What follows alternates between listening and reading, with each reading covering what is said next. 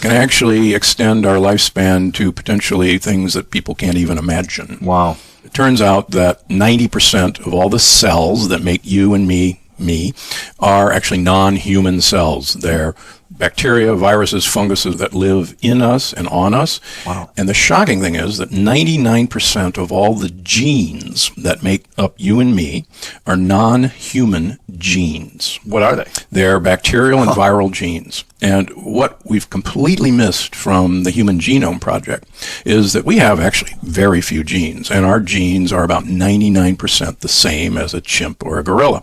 And we're very different than chimps or gorillas, yet we have virtually the same genes. What makes us different is actually the bacteria and viruses that live in us. So different bacteria and viruses. And you can actually show when humans evolved from the other great apes that our bacteria actually changed, and we can actually identify that point in time that the bacteria made us rather than our genes made us.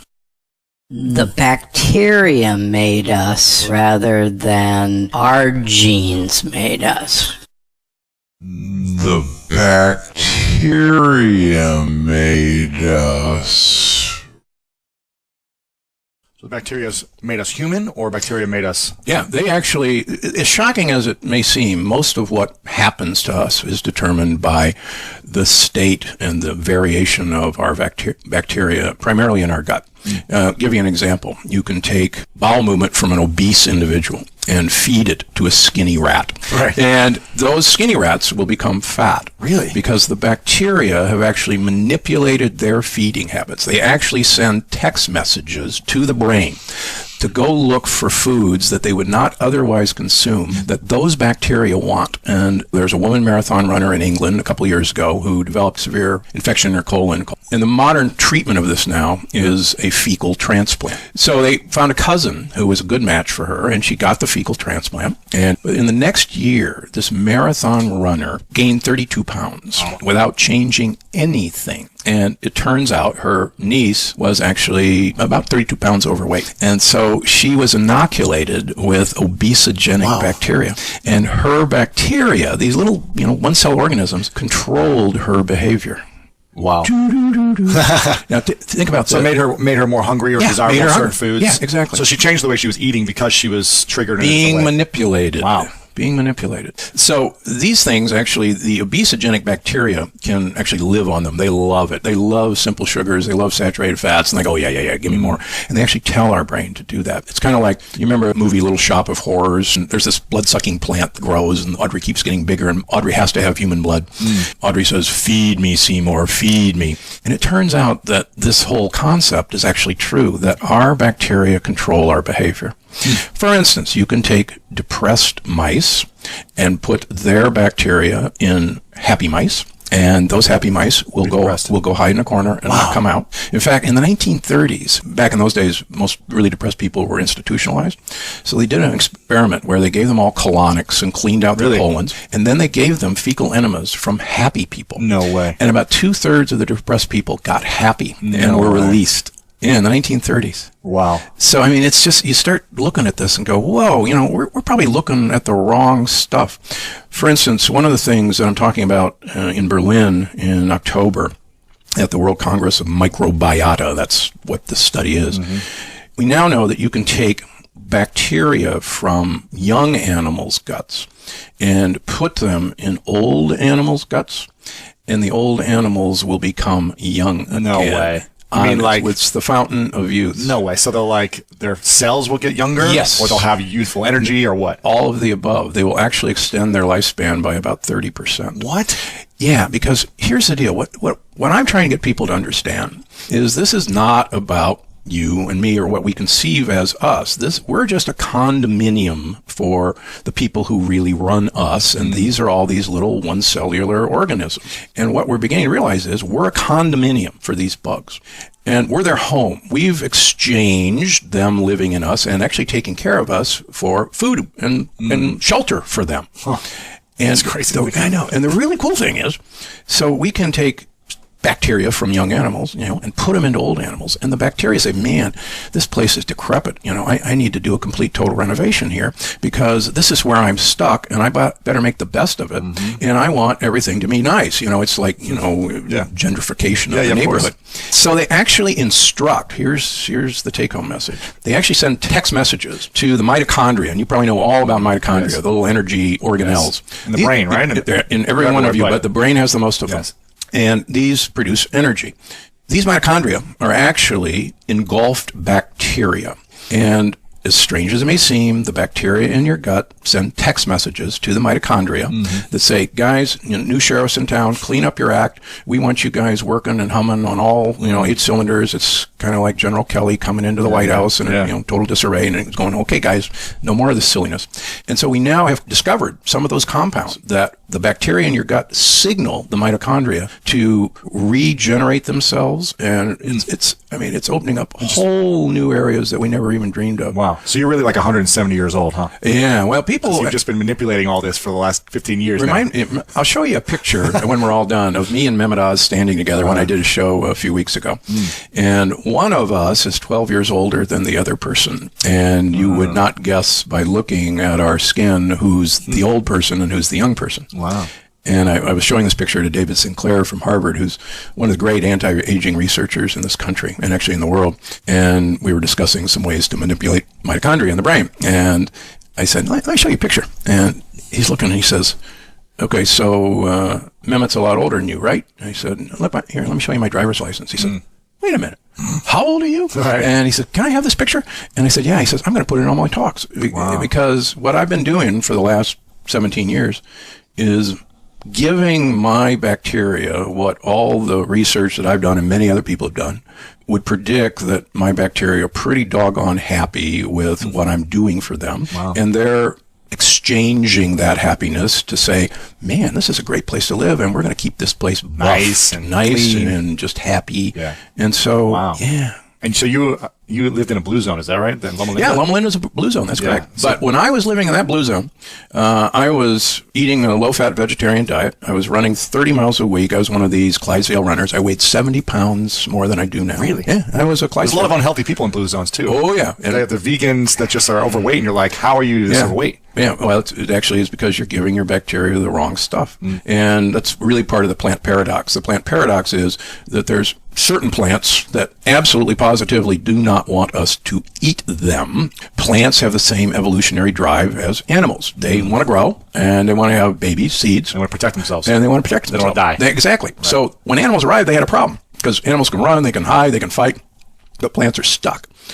But plants are chemists of incredible ability. So what they use is chemical warfare to defend themselves and to even make animals do their bidding.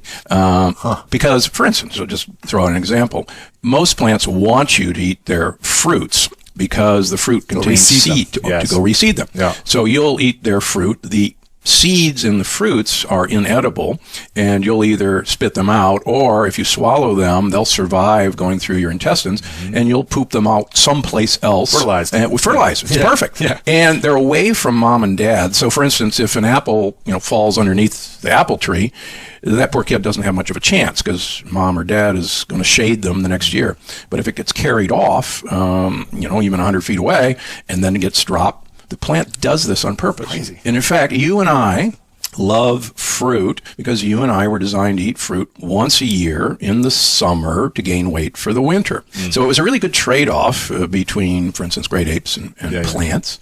But the fascinating thing is manufacturers, food chemists know this, and we are drawn with color vision. And only animals that are fruit predators actually have color vision because you want to know when the fruit is ripe, when it has the highest sugar content. Right. And the plant wants you to know when it's ripe because that's when the seed finally has an impenetrable shell. And it doesn't want you to eat it before that time. So it tells you, okay, now's the time. Shiniest object, it's time to eat it. Yeah. So what colors does it use? In general, it uses reds and oranges and yellows to denote ripeness. So the next time you're going down the snack aisles looking for all the great munchy stuff, you'll be shocked that most of the companies use oranges, reds, yellows to get your attention because it goes direct into the deep center of your brain and says, that color means I should eat it. I'm going to get a lot of calories and I'm going to be the big winner for the winter. Wow. Yeah. If you're doing that every day, Big for many years in a mistake. row, Yes, you're always storing fat for the winter. That's exactly right. And that's part of the plant paradox Yeah. is that once upon a time, we only had fruit in a very limited time period. Now we have it accessible all the time. There were no 747s bringing blueberries to Costco in February. They just weren't. So one of the weird things about our computer program is, like Tony Robbins is always fun to say, we run version 1.0 of our operating system. We've never had an upgrade. And the same goes to the foods and the plants and the fruit we eat. So we were supposed to eat fruit once a year. And when we were eating fruit, our brain says, oh my gosh, it's summer. Winter is right around the corner. You know, we should eat this stuff because winter's a tough time, whether it's dry season, a rainy season, a cold season. And we better store up fat. Just like a bear. You know, bear's eating all those blueberries and huckleberries, and they're storing fat for the winter. Right. So if you're eating blueberries at Costco in February that came from Chile, your operating system doesn't know it's February. It says, heck, it's August, and winter's right around the corner, so I better eat some more of this stuff. And this is one of the things that's happening to us in particularly American society, but now most of the Western countries. Yeah. We're eating things that we have no business eating 365 days a year. And most of us are just getting ready for the winter that never comes. Especially if you live in L.A. Yeah. It's never getting cold. Yeah, never comes. You don't need to store that fat. You really don't. Yeah, but that's part of the problem. Wow. So, what are the main plants that we should never be eating then? Okay, real quick. Up until 10,000 years ago, we lived primarily on the leaves of trees, and we ate tubers that grew in the ground, like a sweet potato for a yam. Love those. Yeah, they're pretty darn good for you. You were actually designed to eat them. And 12,000 years ago, 10,000 years ago, we switched over to things that we had never eaten before. And those were the grains of grasses and beans. Now, the reason we'd never eaten them before is, number one, we didn't need to. There's never been a documentation of an ape eating grass or grains. Beans are so lethal that 5 raw kidney beans will kill a human being in 5 minutes by coagulating their blood. What? 5 raw kidney beans. Raw kidney beans. In fact, most people have heard of the poison ricin. So ricin is the lectin of the castor bean. A lectin is the plant defense system. These are proteins that are designed to basically kill us in one way or another. And so ricin is so powerful that about 4 molecules of ricin will kill a human being instantaneously. There's a great study that was written up in one of the journals about a few years ago. They decided to have a healthy eating day in Boston. Yeah. And they served the kids beans. And because it's so healthy. Yes. And they had 30 or 40 admissions to the hospital. No way. Beans, we're not supposed to eat those. So no beans. No beans. 0 beans. Black beans. Pinto black. None of it. We shouldn't be eating it. Shouldn't be eating it. You weren't designed to eat it. You have no defense system. No matter how it's cooked. It. All of us have the power to heal ourselves. Now, the guy who said this was Hippocrates. And Hippocrates, brilliant. He believed that any organism had the ability to have perfect health. And that every organism had the ability to achieve perfect health as long as the obstacles to perfect health were removed. And Hippocrates believed that the physician's job was to identify the obstacles to that organism having perfect health, the patient, and remove them from the patient. And the patient would do the rest. What I try to do, I basically do detective work.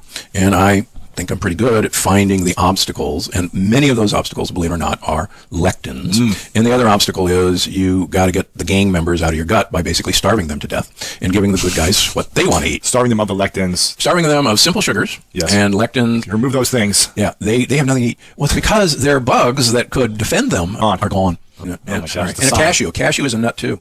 I can't eat cashews? No. The Amazonian Indians always threw the cashew bean away.